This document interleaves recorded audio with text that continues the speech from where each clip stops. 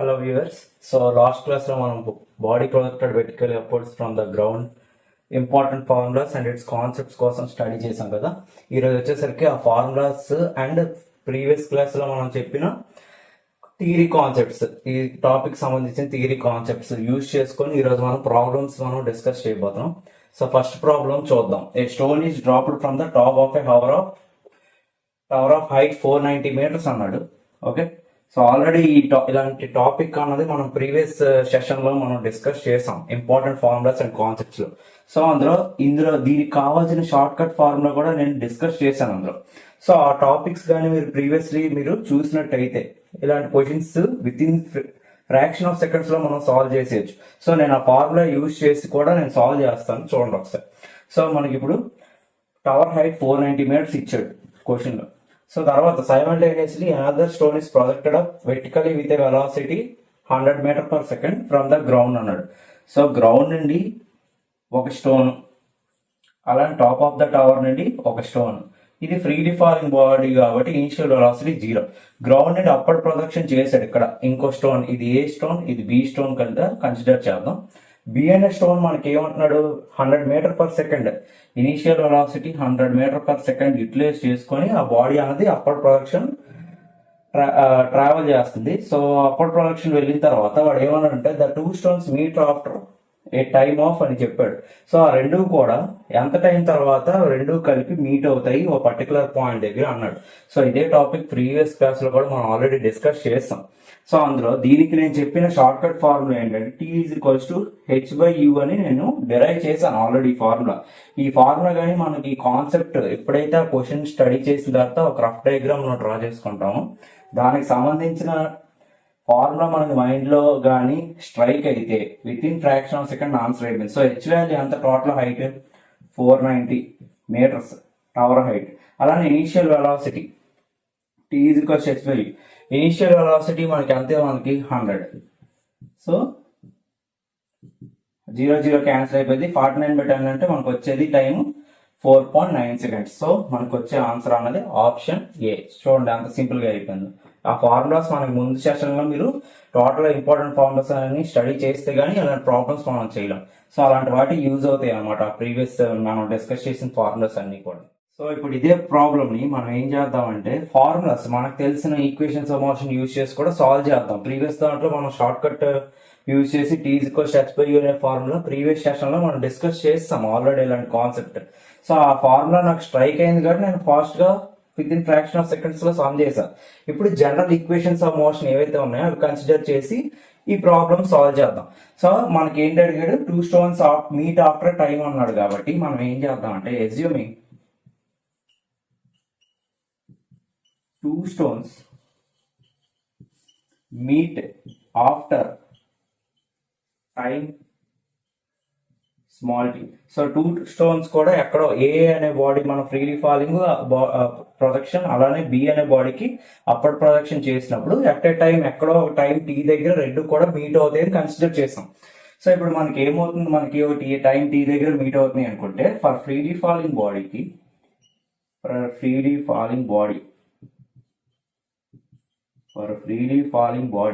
మనకి ఇక్కడ ఏమవుతుంది, H=12 కదా ఈక్వేషన్ మనకి. సో ఇక్కడ మన హైట్ ఏ అనే బాడీ మీరు రిలీజ్ చేస్తున్నప్పుడు ఆ స్టోన్ అన్నది కొంత టైం టీకి ఎప్పుడైతే బి అనే స్టోన్ ని మీట్ అవుతుందో ఏ అనే బాడీ అనేది కొంత డిస్టెన్స్ అన్నది ట్రావెల్ చేస్తుంది కదా, ఆ డిస్టెన్స్ నేను H' అనుకున్నా. సో ఇది ఒక దగ్గర రాసుకోండి. For upward projected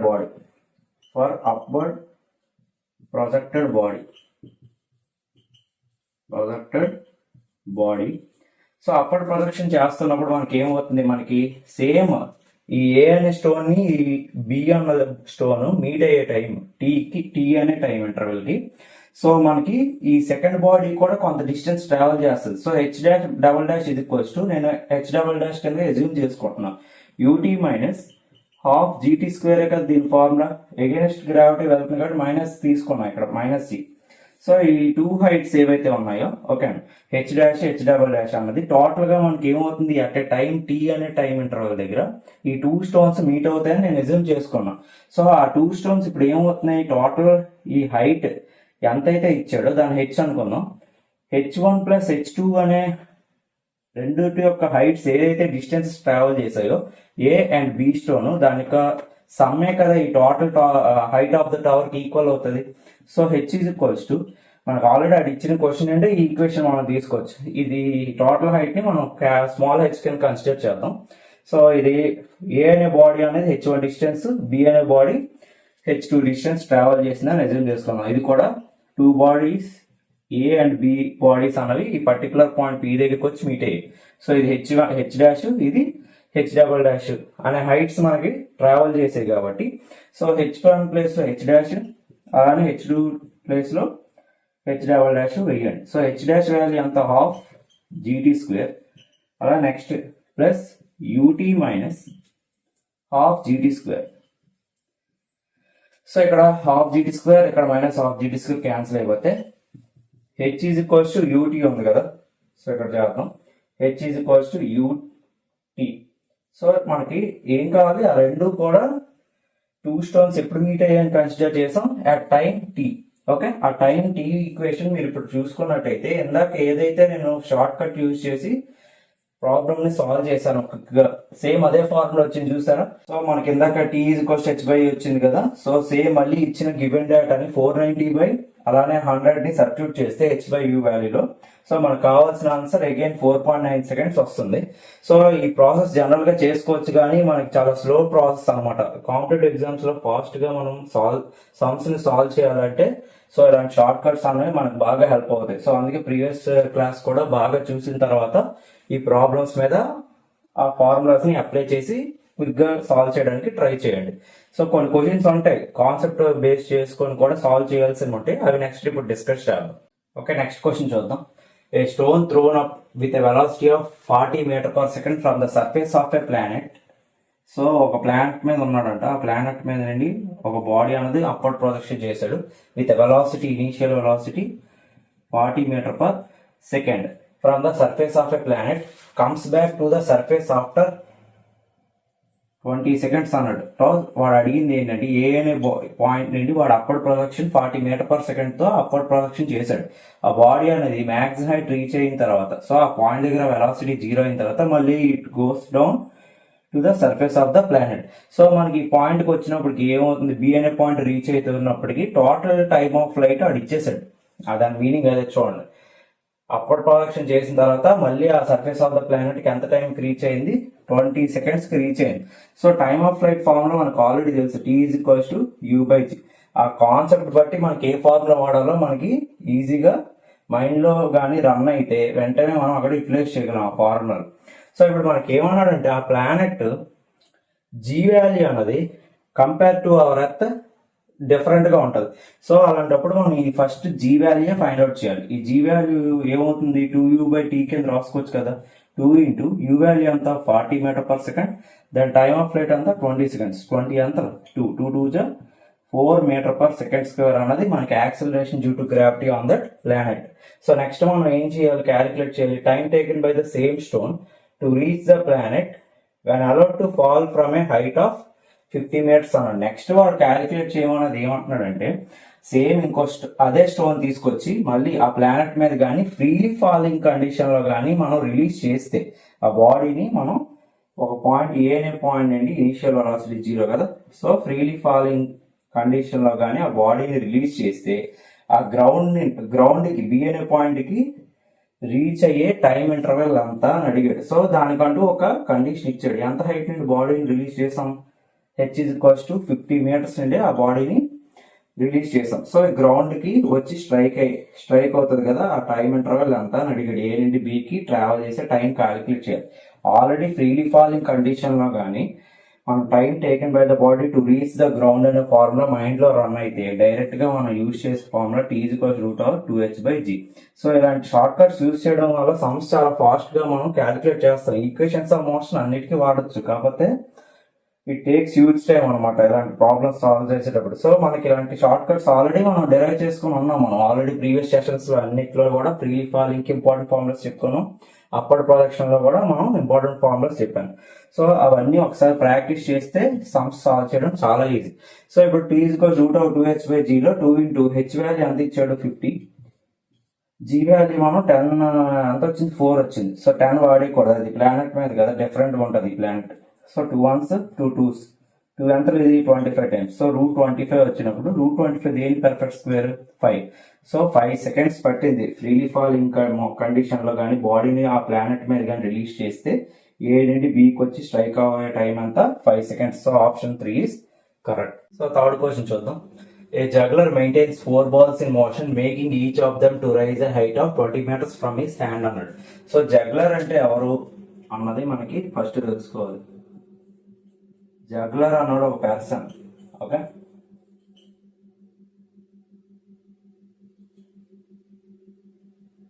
person who can toss a object and catches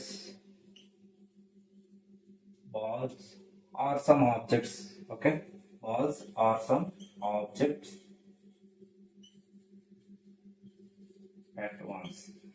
so already juggler అన్నాడు ఏంటంటే ఒక పీపుల్స్ ని ఎంటర్టైన్ చేసే పర్సన్ అనమాట. జనరల్ గా సర్కస్ లో గట్ట మనం చూస్తుంటాం. సో అతను ఒక ఆబ్జెక్ట్ ని గాలిలోకి త్రో చేసి వాటిని ఒకేసారి క్యాచ్ చేయడం కానీ లేకపోతే ఫ్రీక్వెంట్ టైం ఇంటర్వల్స్ మధ్యలో అవి క్యాచ్ చేయడం కానీ మనకి చేస్తుంటాడు. సో అలాగా క్యాచ్ చేసి పీపుల్ ఎంటర్టైన్ చేసే పర్సన్ జగ్లర్ అంటాం.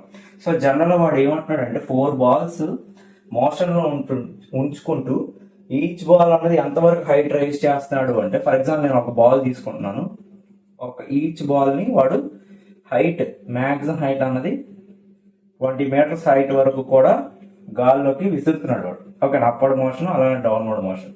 సో జగ్లర్ కి అనే పర్సనే కాబట్టి 2 hands అనేవి ఫ్రీక్వెంట్ గా యూజ్ చేస్తుంటాడు అప్వర్డ్ ప్రొజెక్షన్ చేసి మళ్ళీ దాన్ని క్యాచ్ చేయడానికి. ఓకేనా, ఇక్కడ క్యాచింగ్ పొజిషన్, ఇది అప్వర్డ్ ప్రొజెక్షన్. సో ఈ విధంగా ఎన్ని బాల్స్ ని వాడు క్యాచ్ అప్వర్డ్ ప్రొజెక్ట్ చేసి క్యాచ్ చేస్తున్నాడు, 4 balls ని అట్ ఏ టైం మెయింటైన్ చేస్తున్నాడు. సో ఈచ్ బాల్ అనేది 20 meters హైట్ మాత్రమే అది హైట్ రైజ్ అవుతుందట. So the time interval that he should maintain for the proper distance between them is అంటున్నాడు. సో కరెక్ట్ గా ఈ బాల్ పైకి రైజ్ చేసిన తర్వాత ఇంకో బాల్ మళ్ళీ చేతిలో సెకండ్ బాల్ ని మళ్ళీ త్రో చేస్తుంటాడు. సో ఫస్ట్ బాల్ ఇక్కడికి వచ్చేసరికి అగైన్ ఒక బాల్ ని ఫస్ట్ కన్సిడర్ చేస్తున్నాను. సో ఫస్ట్ బాల్ ఇక్కడికి వచ్చేసరికి సెకండ్ బాల్ ని వాడు చేతిలో నుండి అప్పర్ ప్రొడక్షన్ చేయడానికి రెడీగా ఉంచుకుంటున్నాడు. సో ఆ ప్రాపర్ డిస్టెన్స్ మెయింటైన్ చేయడానికి, ఫర్ ఎగ్జాంపుల్ ఈ 20 meters హైట్ ఏదైతే ఉందో ఈ 20 meters డిస్టెన్స్ నాడు మెయింటైన్ చేయడానికి ఎంత టైం ఇంటర్వెల్స్ ఆడు ఈ 4 balls మధ్యలో మెయింటైన్ చేస్తున్నాడు అని క్వశ్చన్ అడిగాడు. సో ఫస్ట్ మనకి బాల్ ని ప్రొజెక్ట్ చేస్తున్నాడు కదా, ఎంత వెలాసిటీతో అప్పర్ ప్రొజెక్షన్ చేస్తున్నాడో మనం క్యాలిక్యులేట్ చేద్దాం. So maximum height reached by the బాడీకి మనకు ఆల్రెడీ ఫార్ములా ఉంది, h=u²/2g అనే ఫార్ములా మనం డిస్కస్ చేసాం. సో దాని ప్రకారంగా u=√2gh కదా ఫార్ములా దీని ప్రకారంగా. సో u=√2 ఇంటూ హైట్ అంతా 20 meters ఇచ్చాడు కదా, 20 × 10, జీ వాల్యూ 10 కింద తీసుకుంది, ఆల్రెడీ అక్కడ మెన్షన్ చేశాడు క్వశ్చన్. సో √400 అంటే పర్ఫెక్ట్ స్క్వేర్ అంతా 20 meter/second.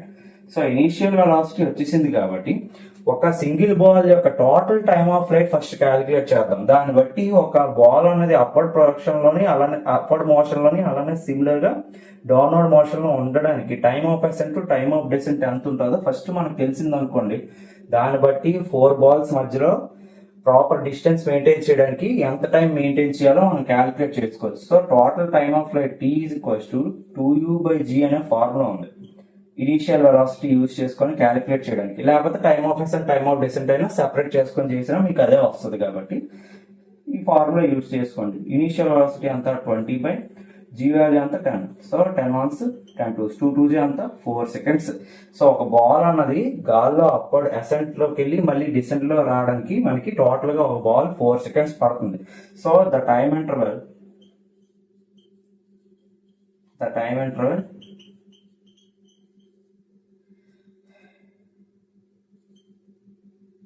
to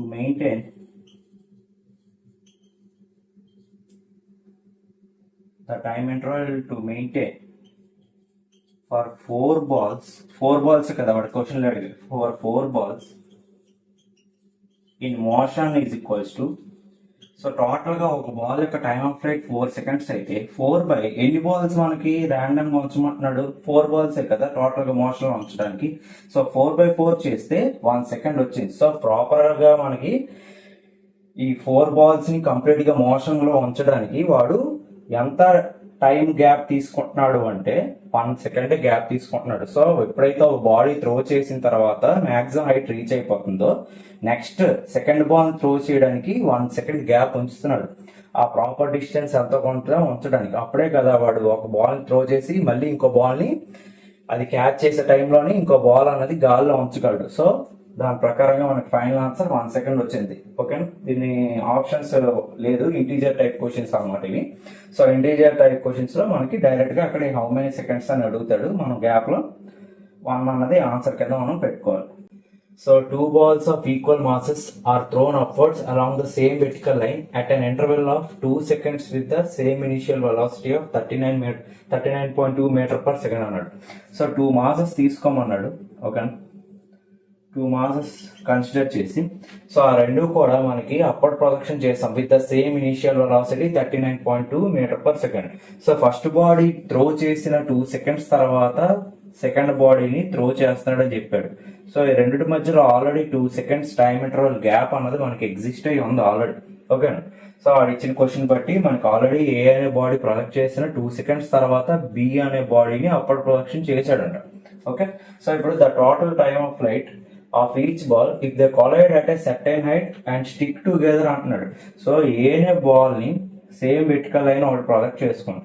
సో ఏ అనే బాల్ అన్నది మనకి కొంత హైట్ ఆల్రెడీ మనం అప్పర్ ప్రొజెక్షన్ చేసాం కాబట్టి అది మ్యాక్సిమం హైట్ రీచ్ అయిన తర్వాత మళ్ళీ ఆ బాడీ మనకి డౌన్వర్డ్ మోషన్ లో ఉంటుంది. A' ఇక్కడ వరకు వచ్చింది అనుకుందాం. ఇక్కడ వరకు వచ్చిన తర్వాత తల్లి అది డౌన్వర్డ్ మోషన్ కి వెళ్తుంది చూసారా. ఆ వెళ్ళిన డౌన్వర్డ్ మోషన్ లోని ఈ బి అనేది అప్పర్ మోషన్ లో ఉన్నప్పుడు ఈ రెండు కూడా పర్టికులర్ అట్ టైం టీ దగ్గర. ఓకేనా, ఎజ్యూమ్ చేద్దాం. Let 2 bodies collide at time small t at a height from a height small h from the ground. So ఇది మనం కన్సిడర్ చేసుకుందాం, ఎజ్యూమ్ చేసుకుందాం ఇదంతా కూడా. ఓకేనా, సో మనకి ఒక పర్టికులర్ హైట్ హెచ్ దగ్గర సో అప్పర్ మోషన్ అండ్ ఈ బాడీ అన్నది ఏమవుతుంది డౌన్వర్డ్ మోషన్ లోకి వస్తుంది. ఆల్రెడీ ఏ అనే బాడీ అన్నది 2 సెకండ్స్ ముందే కదా మనం రిలీజ్ చేసాం. బిని రిలీజ్ చేయకముందే ఏ అనేది అప్పర్ ప్రొజెక్షన్ చేస్తున్నాం. సో అది బాడీ అనేది పైకి వెళ్ళి మళ్ళీ అగైన్ డౌన్వర్డ్ మోషన్ లోకి వచ్చినప్పుడు ఓకేనా ఈ బి అనే బాడీ అనేది అప్పర్ ప్రొజెక్షన్ లో ట్రావెల్ చేస్తుంది. సో ఈ రెండు కూడా అట్ టైం టీ ఇక్కడ మనం కన్సిడర్ చేద్దాం. అట్ టైం టీ అలానే గ్రౌండ్ నుండి ఎంత హైట్ దగ్గర కొలిజన్ అయ్యిందని చెప్పుకున్నాం మనం. స్మాల్ హెచ్ అనే హైట్ దగ్గర గ్రౌండ్ నుండి ఈ హైట్ దగ్గర రెండు కూడా కొలైడ్ అయ్యేసి అది ఎజ్యూమ్ చేసుకున్నాం. సో ఎంత టైంకి ఆ రెండు కూడా కొలైడ్ అయ్యాయో ఆ టీ వాల్యూ అనేది క్యాలిక్యులేట్ చేసిన తర్వాత క్వశ్చన్ ఆడు ఏమన్నాడు చూడండి. ఇది మనం క్యాలిక్యులేట్ చేయాలి. Total time of flight of each ball అన్నది మనం ఇప్పుడు క్యాలిక్యులేట్ చేయాలి. ఇది మనం ఫైనల్ గా క్యాలిక్యులేట్ చేయాలి. దానికన్నా ముందు ఏంటంటే మనకి ఏ అనే బాడీ ప్రొజెక్ట్ చేసిన 2 సెకండ్స్ తర్వాత బీని ప్రొజెక్ట్ చేస్తాం చూసారా. ఏ బాడీ అనేది ఆల్రెడీ 2 సెకండ్స్ ముందే ఎర్లీగా మనకి ట్రావెల్ చేస్తుంది కాబట్టి ఆ బాడీ రిటర్న్ వచ్చి మళ్ళీ ఈ బాడీ బి అనేది అప్పర్ ప్రొజెక్షన్ లో ఉన్నప్పుడు ఆ పర్టికులర్ పాయింట్ పి అనే పాయింట్ దగ్గర రెండు కూడా కొలైడ్ అవుతాయి. ఆ పర్టికులర్ టైం ని నేను స్మాల్ టీ అనుకున్నా.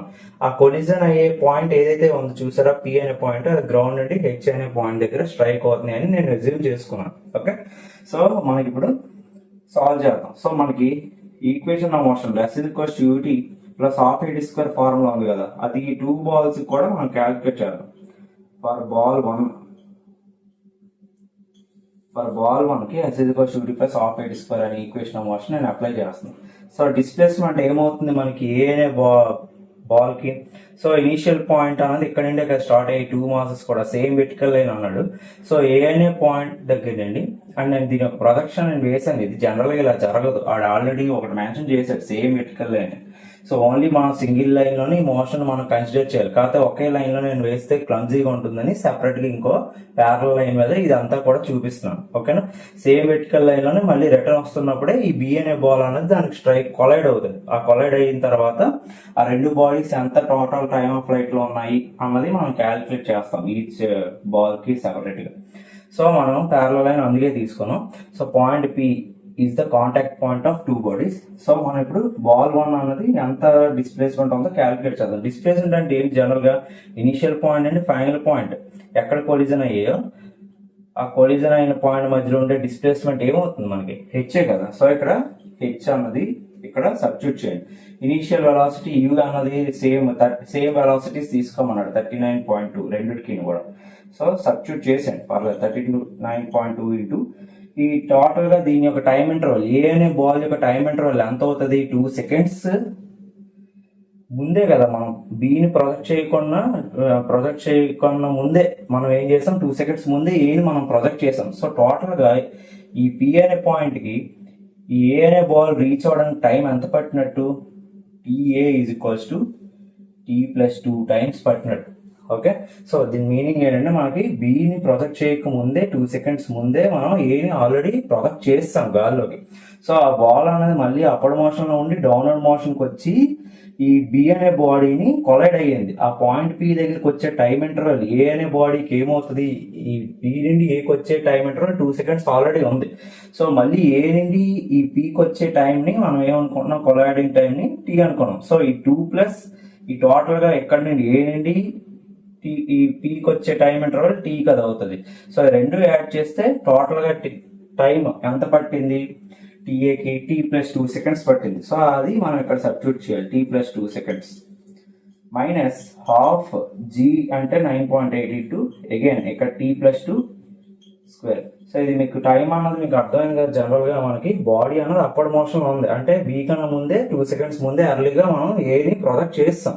సో బాడీ అనేది 2 seconds ఇక్కడ ఉన్న తర్వాత మనకి అది అప్పర్ మోషన్ నుండి మళ్ళీ అగైన్ వెనక్కి వస్తుంది. అది ఎక్కడో టీ అనే టైం దగ్గర కొలైడ్ అయ్యింది కాబట్టి ఆ 2 seconds ప్లస్ ఆ బాడీ అనేది దాటుకొని వెళ్ళిన పాయింట్ ఉంటుంది చూసారా, అది వచ్చి మళ్ళీ ఈ పాయింట్ కి ఎక్కడైతే మనకి మీట్ అవుతుందో బి అనే పాయింట్ దగ్గర లైక్ పాయింట్ పి, ఆ పాయింట్ కి వచ్చి స్ట్రైక్ అయ్యే టైం ని నేను టీ అనుకున్నాను. అదే రాశాను ఇక్కడ, like 2 bodies collided time t from a height h from the ground. So time t అనే పాయింట్ దగ్గర కొలైడ్ అయిన టైం అన్నది మనకి ఈ 2 seconds కి అడిషనల్ గా ఈ టీ అన్నది యాడ్ అవుతుంది. అది మనకి టోటల్ గా టీఏ అనేది మనకి ఇక్కడ సబ్స్టిట్యూట్ చేయాల్సి ఉంటుంది అనమాట. ఆ ఏ అనే బాడీ అనేది కొలైడ్ అయ్యే టైంలోకి ఎంత టైం మనకు ట్రావెల్ చేసిందో ఆ టోటల్ టైం టీఏ కింద కన్సిడర్ చేసాం. సో అది ఇక్కడ సబ్స్టిట్యూట్ చేసాం. So H is equals to 39.2T plus next ఇది 78.4 వస్తుంది మల్టిప్లై చేస్తే. నెక్స్ట్ మైనస్ 9.8 అంటే 4.9 into a plus b whole square t square plus 4 plus 2 to the 4 కాబట్టి 4T. సో ఈ సైడ్కి ఇలా ఉంచండి first equation. Okay, so next equation ఏమొస్తుందో మనకి ఫస్ట్ బాల్ 1 క్యాలిక్యులేట్ చేసాం for ball 2. So for ball 2 మనం ఏం చేద్దాం అంటే ఇప్పుడు బి నుండి అది పి వరకు కదా ట్రావెల్ చేసింది. ఎంత టైం వరకు అది ట్రావెల్ చేసింది అంటే టీ వరకే, కొలైడ్ అయిన టైం వరకే, టీ వాల్యూ వరకే అది క్యాలిక్యులేట్ చేసింది. దానికంటూ ప్రీవియస్ టైం వాల్యూస్ ఏం లేవు. ఓకేనా, అలానే తర్వాత మనకి టోటల్ గా బి నుండి పి వరకు టోటల్ టైం అంటారు డైరెక్ట్ గా డయాగ్రామ్ నుండి మనం చూస్తే తెలిసిపోతుంది. సో కొలైడ్ అయిన టైం మనం 2 seconds తర్వాత కదా మనం ప్రొజెక్ట్ చేసాం. సో కొలైడ్ అయిన టైం బి నుండి పి అనే పాయింట్ కి రీచ్ అయ్యే టైంకి మనం T seconds పట్టింది. సో డైరెక్ట్ గా మనం ఇక్కడ S is equals to UD plus half eight square direct గా మనం వాల్యూ సబ్స్టిట్యూట్ చేద్దాం. H is equals to distance displacement ఇంతే కదా. సో నెక్స్ట్ U అంటే సెకండ్ ఇనిషియల్ వెలాసిటీ 39.2 వాల్యూ వేసేద్దాం. 39.2 into t minus half g value 9.8 again t square. So second ball యొక్క total గా displacement value కూడా వచ్చింది. ఇది సెకండ్ ఈక్వేషన్. సో ఈ 2 ఈక్వేషన్స్ డిస్ప్లేస్మెంట్ సేమ్ చూడండి. ఏ అన్నది మనకి ఇనిషియల్ ఇక్కడ పాయింట్ నుండే స్టార్ట్ అయింది, ఏబి రెండు కూడా సేమ్ పాయింట్ నుండే స్టార్ట్ అయింది. కాకపోతే ఏ ప్రొజెక్ట్ చేసిన 2 seconds తర్వాత బిని ప్రొజెక్ట్ చేసాం అంతే. ఓకేనా, సేమ్ వెర్టికల్ లైన్ లో ట్రావెల్ చేస్తున్నాయి కాబట్టి ఏ అనే బాడీ మనకి ఇనిషియల్ పాయింట్ ఇది. ఫైనల్గా మళ్ళీ ఏమవుతుంది, అట్ టైం టీ అని కొలైడ్ అయిన టైం మనం ఏదైతే టీ అని తీసుకుంటున్నామో ఆ పర్టికులర్ టైం టీ దగ్గర ఆ పాయింట్ కొలైడ్ అయిన టైం మనకి కరెక్ట్గా గ్రౌండ్ నుండి హెచ్ అనే డిస్టెన్స్ వరకు ఉంది. సో ఆ డిస్టెన్స్ని మనం రెండు కూడా సేమ్ కాన్స్టెంట్ కింద చూపించాము మనం. సో ఇప్పుడు ఈ టూ ఈక్వేషన్స్ని ఈక్వేట్ చేద్దాం. ఈక్వేట్ చేస్తే మనకు కావాల్సిన ఫైనల్ టైం కొలైడింగ్ టైం ఎంత ఉందో మనకి వచ్చేస్తుంది. సో ఈ రెండు ఇప్పుడు సాల్వ్ చేయాలి. 39.2. సో ఇక్కడ from 1 and 2 39.2t plus 78.4 minus 4.9 t square, తర్వాత మైనస్ ప్లస్ మైనస్ కాబట్టి 19.6 ప్లస్ ఇక 9.6t. ఓకే, సో ఇది మనకి ఇది అయిపోయింది. నెక్స్ట్ RHS ఏమవుతుంది మనకి 39.2 t మైనస్ హాఫ్, లేకపోతే మనం సాల్వ్ చేద్దాం, మైనస్ 4.9 t స్క్వేర్. సో ఈ టూ ఈక్వేషన్స్ ఇంకా రఫ్ చేసి సాల్వ్ చేసుకున్నాం.